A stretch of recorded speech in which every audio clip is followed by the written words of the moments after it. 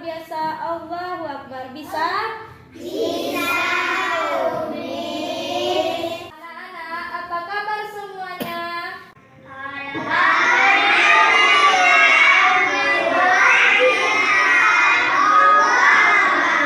Lakukan sesuatu membaca apa?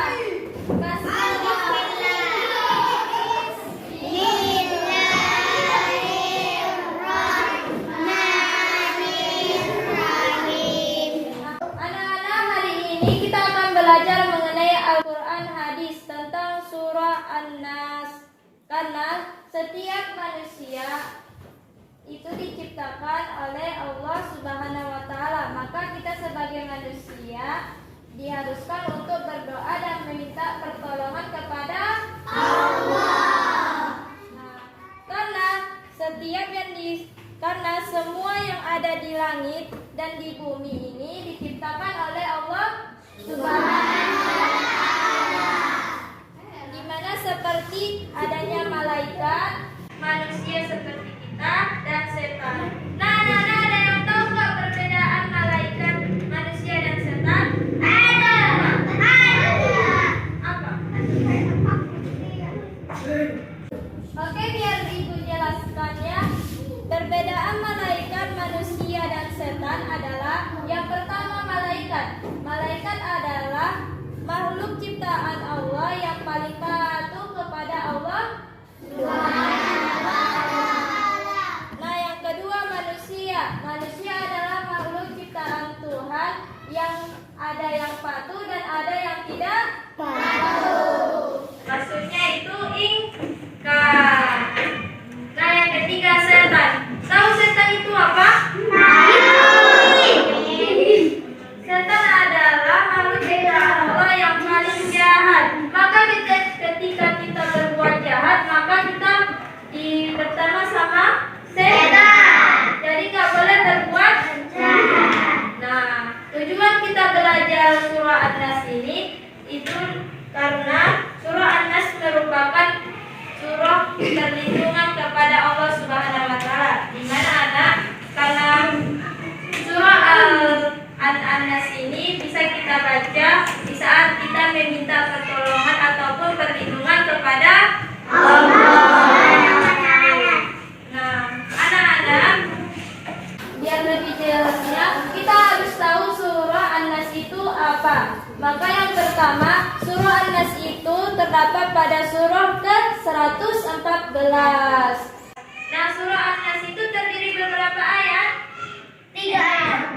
6, betul. Yang betul 6 ya, 6 ayat surah An-Nas. Nah, surah An-Nas itu diturunkan di kota mana? Makkah. Maka surah An-Nas itu disebut dengan surah Makkiyah. Betul. Nah, anak karena sudah tahu mengenalnya, maka surah An-Nas ini dapat kita amalkan ketika apa tadi? Meminta pertolongan. Ya, betul. Selain itu ada yang tahu? Selain meminta pertolongan ada yang tahu nggak? Selain itu, surah An-Nas itu bisa kita baca sebelum kita tidur. Ya, sebelum kita tidur kita boleh membaca surah An-Nas. Selain itu ada yang tahu lagi? Ada nggak?